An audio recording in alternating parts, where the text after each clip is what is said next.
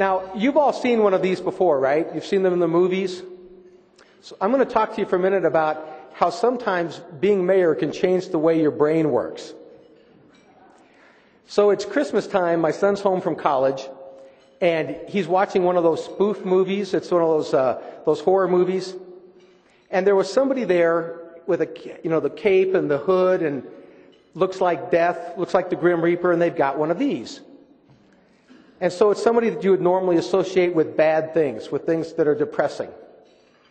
And they were chasing somebody. General, could you hold this for a minute?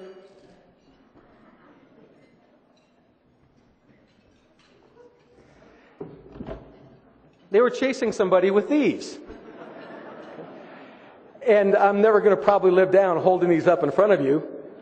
And hopefully no one was up here snapping a picture. But I want to give these to Dave, because I think that works. Dave?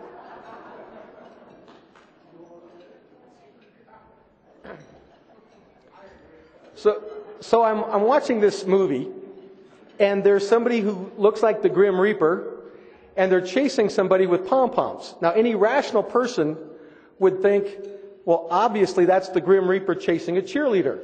Sorry, Dave. But after 6 years in this job, what I thought of was clearly that's an economist chasing the governor.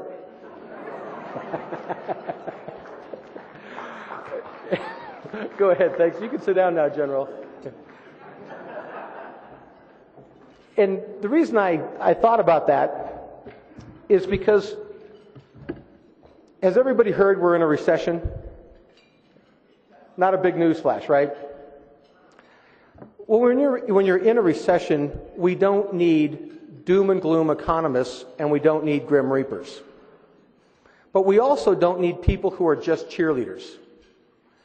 We have a history in Colorado of what we really need.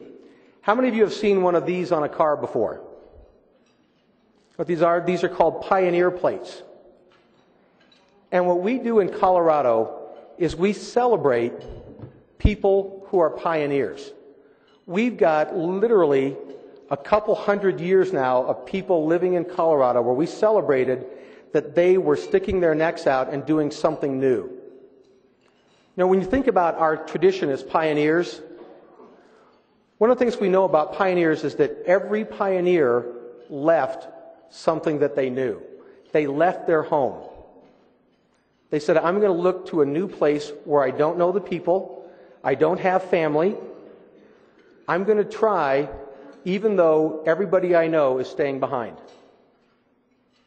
That's really remarkable. And that's in every single one of ours DNA. It's something that our families did generations ago. And I believe it's time for us to look at being pioneers again. Now, one of the things that pioneers did was they accepted change. Whenever you were a pioneer, you went to a new place, and what you did in that new place was different than what you did back home. You had to learn how to adapt.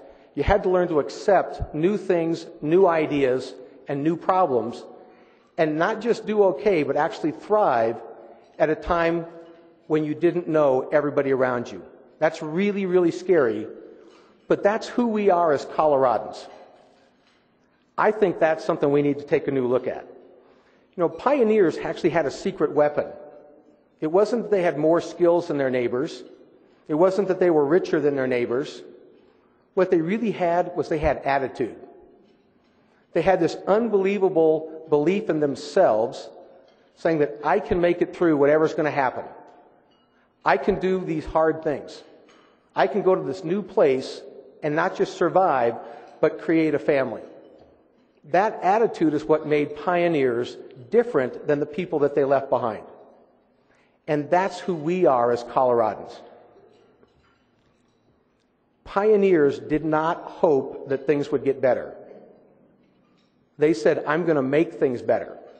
I'm going to do whatever it takes so that things are better, even though I have to leave everything behind. The more you think about that, it's really remarkable. But it's time to remember that's who we are as Coloradans. You know, one of the things when you look at our history as a state that's really surprising is that pioneers were not loners.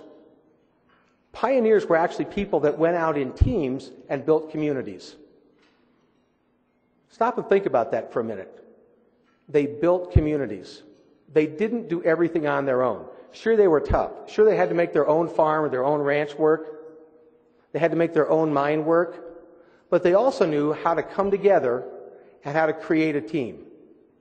And those are the things I want to spend a few minutes talking about today. One of the things we've seen in this recession is that our communities are really based on having successful businesses. When times are good, it's easy to forget how important the business community is. But one of the things we've learned is that there's all this stuff we like to have in our communities.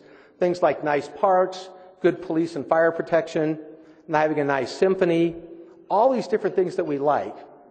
They all happen because people have good jobs.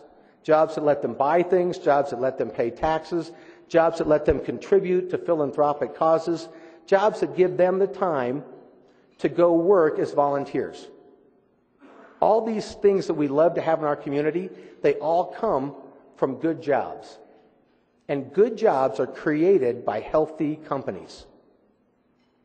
And one of the things this recession is reminding us is that the key to our communities here in America and in Colorado is having healthy companies. And our city council has really been working on that. And this is a way that the city council has really been working to be pioneers. In the last year, we've been looking at a whole bunch of ideas from different council members about how do we support small business, especially the businesses we already have. Now, here in Aurora, we have what I think is, bar none, the best economic development team in the state of Colorado, the Aurora Economic Development Council. And they're very, very...